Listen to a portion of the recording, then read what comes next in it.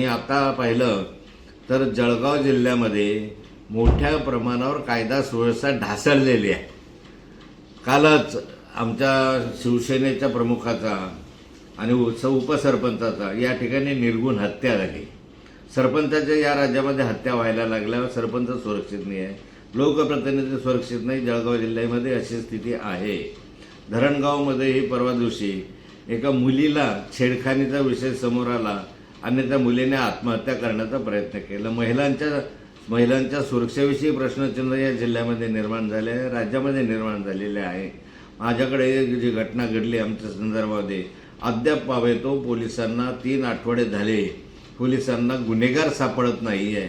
म्हणजे हेतुपुरस्सर पोलीस खातं याच्यामध्ये हे प्रकरणाच्या संदर्भामध्ये हलगर्जी करत आहे. त्यामुळे सर्वसामान्य माणसाला काय न्याय मिळणार आहे? एकंदरीत जळगाव जिल्ह्याची कायदा सुव्यवस्था इतकी बिघडलेली आहे, इतकी खालवर गेलेली आहे की आता पोलिसांचा धाक, यंत्रणेचा धाक आता राहिलेला नाही असं चित्र आहे. एबीपी माझा, उघडा डोळे बघा नीट.